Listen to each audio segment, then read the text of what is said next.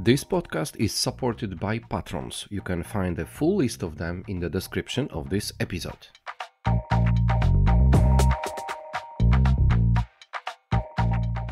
Hello, listeners and viewers of Good Morning BSS World podcast. This is Wiktor, Doktor, talking to you from Warsaw, and today we are connecting again with our friends from Ukraine. Today, my guest is Myroslav Khmarskyi, co-founder and partner in the company Avitar. Hi, Myroslav, how are you? Yeah, hello, Victor. I'm good. Thank you. Thank you for having me here. Yes, thank you very much, and thanks for accepting my invitation. We had a small talk just before pressing the record button, and I know that you are somewhere in the area of Kyiv, isn't it? Exactly. Yeah, I'm in the countryside visiting my parents at the very moment now. Okay, so let's now go a little bit deeper already with the first question. Does it mean that your company is also based in Kyiv or in the other location? Yes, we're based in Kyiv. Our team is based in Kyiv and some other countries. Yeah. Okay, so today we will go more and more understanding how Avitar works and where are you based and so on. But before we do that, we have such a good practice with IT Ukraine Association, who is the partner of this podcast, that we are always starting with a general view, subjective view on the state of IT industry in Ukraine. Can you give us a kind of an update of what's going on in Ukrainian IT industry now? Yeah, I have a great privilege of visiting the IT arena in Ukraine. It's well, the biggest technological show. I can just share a few insights from there.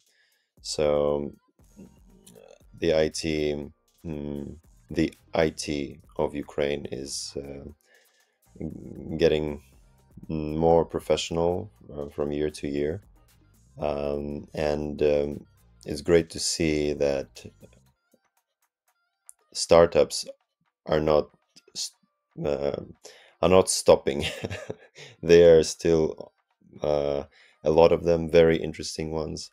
For example, the one that got the first or the second place this year, because there is a concourse, there is a competition between startups, and uh, the one that won was a detector of ovulation period of women by saliva.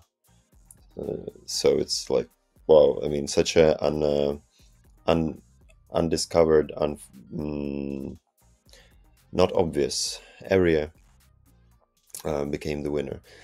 And of course, a lot of efforts is drawn to the defense tech, of course, and amazing how what kind of technology is presented there, from hardware to software. Actually, really a lot of software is produced, which is integrated into hardware, drones, other machines. Um, Radio machines, that, yeah, well, everything. And yes, uh, the competition this year was divided into two parts: defense tech, completely separate, and all the rest of startups. What I can say more, that despite despite the fact that it's not that simple for everyone to move around Ukraine now, especially for men. It was great to see a lot of men there at the show, and it was great to listen to different speakers. To Mikhailo Fedorov, our Ministry of Digital Transformation of Ukraine, and um, the long-term strategic view is to, of course, digitalize more and more the community, mm, everyday, let's put it this way, everyday services of Ukraine, which is already on a very high level, but they want to they push it even more. And it's great to see um, how a lot of youngsters are inspired by this, and inspired by the opportunity to receive high quality IT education and move on to study somewhere maybe abroad, but already having a good, very good background. Yeah, Lviv IT Arena is a very famous IT event. I had the pleasure to be a speaker on one of them, but 10 years Wow. ago in 2015, Oh, actually. So that's the it was first one. it was the first or the second, I don't recall. But anyway, sometime in the very, very beginning, and a good friend of mine, Stepan Wesolowski, who is the head of Lviv IT cluster, had invited me to for the IT talks. At that time, and I do remember this event very, very well. It was perfectly organized, lots of innovations, lots of sources of information about what was at that time important for the IT industry. And now you are saying that the IT has moved to defense tech, which actually probably is not a big surprise, having in mind that there is a war in Ukraine, and not only in Ukraine but in other European countries. This focus on defense technology or the army technology is bigger and bigger and bigger, and IT is everywhere. Yeah, so Yes. definitely this is something what is a sign of today's time, I would say. Okay, let's put it on aside, and now let's go to the main subject of our today's talk. So, company Avitar. Tell me a bit about the history of the company. When everything started. When the story started. In 2018, me and my partner decided to launch our company. So we are IT lawyers. We do IT. We do legal consulting for IT companies, covering different questions, different areas, like beginning from um, registering your team, setting up the corporate structure, understanding how to um, understanding the tax structure and how to manage the financial flows between the companies. And our strongest expertise, and the one that we emerged with, was digital compliance.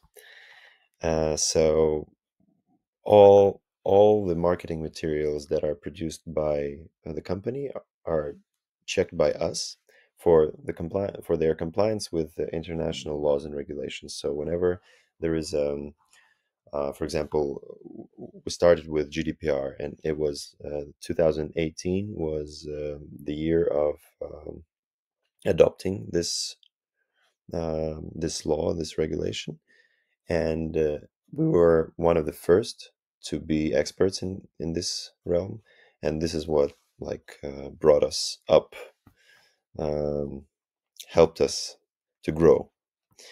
Yes, and from that time on, we've been having different kinds of clients, from small and I would say fresh startups to mature companies, and now it's basically the same. So we have special offers for startups to support them. Sometimes we do pro bono, because we understand that startups in the very beginning, without any investment, and they don't they but they need this legal structure to receive investment, yeah, to gather money, uh, and on the later stage, more mature companies, yeah, they already come to us when they need to reorganize something, change something. They want to grow on a quality new level.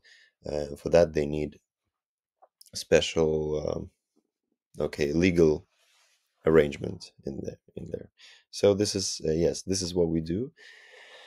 Um, we are we used to be IT in-house IT lawyers in a product company, mm, and yeah, then just decided to make our own firm. So 7 years are already gone. a good experience. You mentioned about the compliance. Whenever I think about that, and also this GDPR, which you mentioned in between, is that actually it means you have to be up to date with any new regulations which are appearing on a certain markets. Because I can imagine that you are not working for the Ukrainian companies to help them to be compliant in Europe, in Ukrainian market, but the global market. Yeah, definitely. So So lots of work with that. um, it it's uh, it's an interesting question because Ukrainian market is rapidly trying to catch up with the global market, and the Ukrainian regulation begins to copy, or not to copy, but to uh, get inspired Adopt.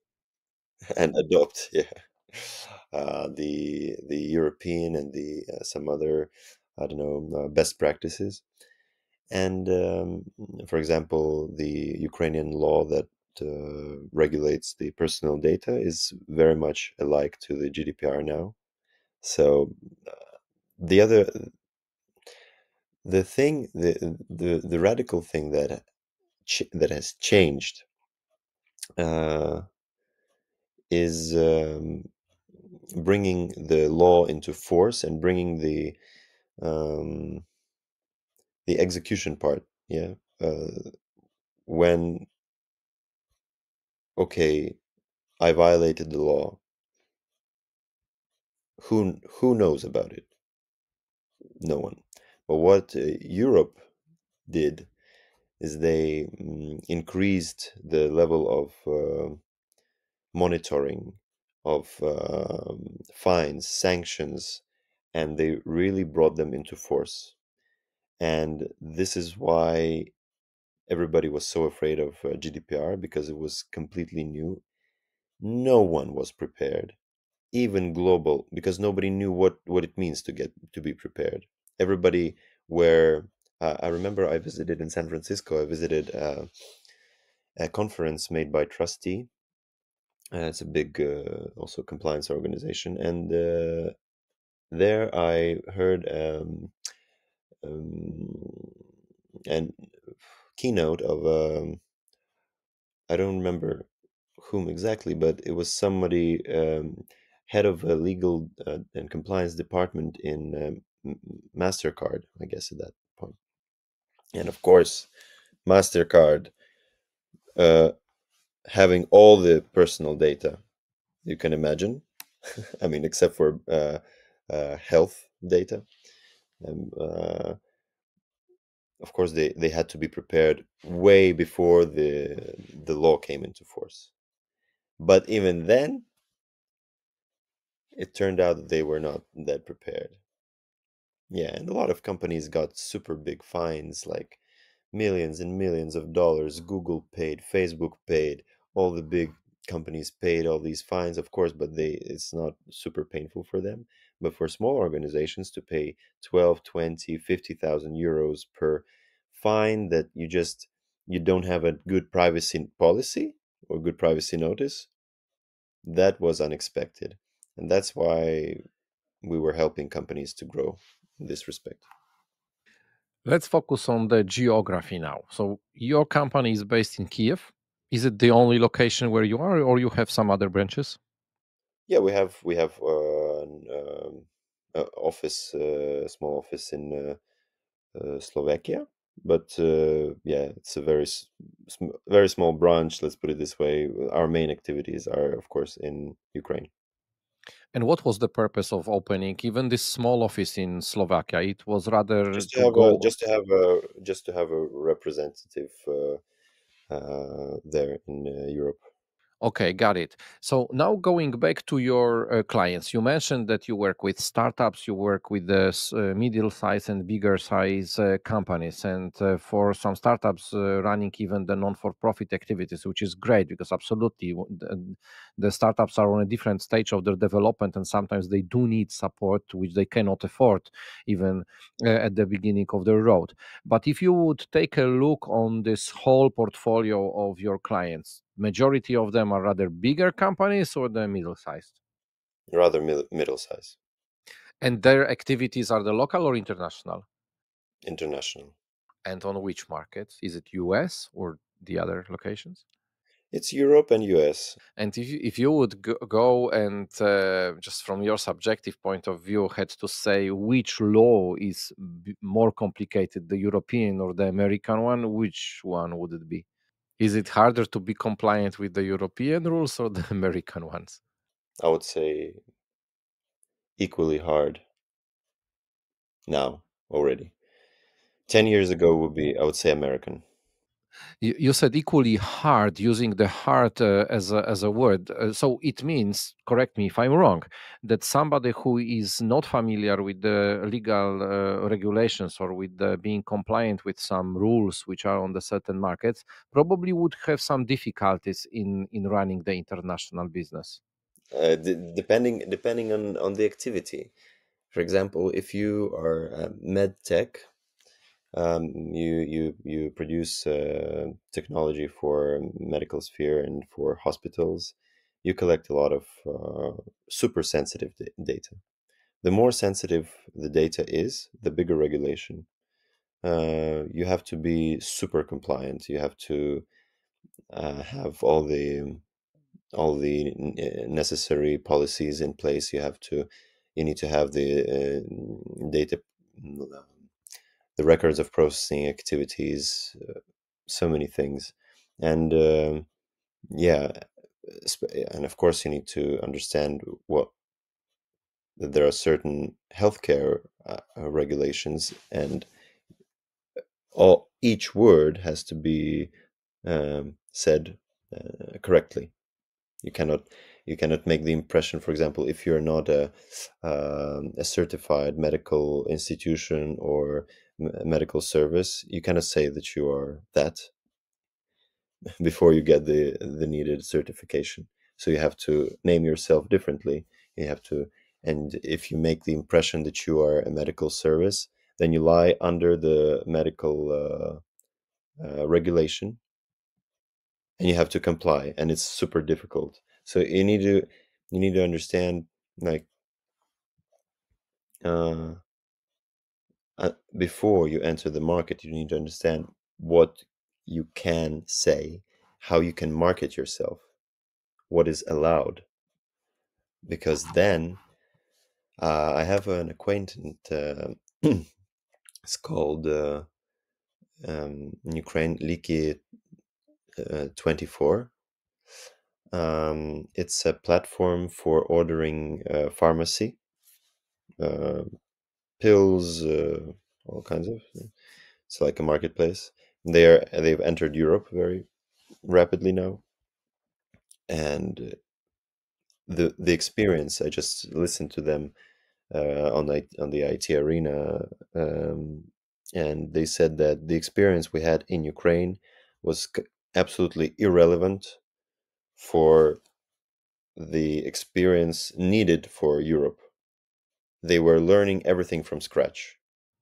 So I correct me if I'm wrong, but I take this what you tell me that this is not like only, let's say, a legal advisory. Okay, this is important and this is a part of the business, but it's more like also an education of what to put attention to, just to be prepared for entering the market, or even checking if somebody is ready to enter this market. Yeah, yeah, for sure. It's a strategic component. Okay. And just one extra question came to my mind, because I can fully understand that working with companies within Ukraine and getting them ready to grow their business, either locally or internationally, is one thing. But does it happen also that, for example, the international businesses are coming to you and are asking for the support to start building relationship with the Ukrainian market? For sure, it's quite a common request. If if companies need to set up an office here, different purposes. They want their team here. They want to be closer to their Ukrainian clients. Mm, yeah, we can do this. Of course, we are IT lawyers, but sometimes we have just very regular legal requests. And for instance, I got acquainted with one, I don't know, a- agent of his company. Is from Turkey, and they work in agriculture, and they produce agricultural machines, combines, tractors, etc. And the Ukraine is a huge market for them. So he comes here, and he needs lawyers to support the investment deals, support the uh, purchase of big amounts of tech of equipment. Just simple thing, but yeah. I know that Ukraine is a huge agriculture country, yeah, exporting a lot of food globally. There are some countries which are dependent on the food which is being produced in Ukraine. But anyway, and what is the size of your company? How big are you? How many people do you employ? Now we're not big. I mean, and we were never huge. Now it's just 10 people that work uh, constantly. It used to be 2025 in the 2022, 2023. But then, yeah, we had turbulence. We had to reorganize the business. This sometimes happens, which is a regular timeline of the business. Yeah. And that's how it works. Okay, so Miroslav, we'll be going to the end, but tell me, if somebody wanted to get in touch with you, to get familiar with all those legal aspects of either IT industry, of doing business with international companies from the perspective of Ukrainian companies, but also going to Ukraine via you, as you mentioned, you are also supporting this kind of companies, then when would you direct such people? Well, I would direct them to our website. It's avitar.legal. It's really simple.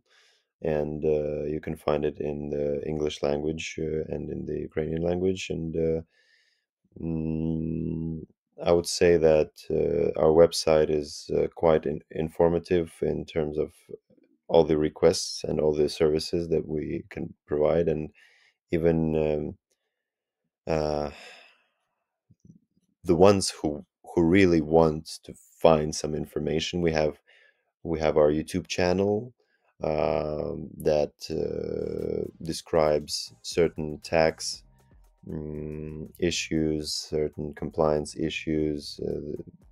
That I mean, if you really wanna, if you really want to, and you have time, you can just do everything by yourself. If especially if you're a young business, easy. I mean, I don't.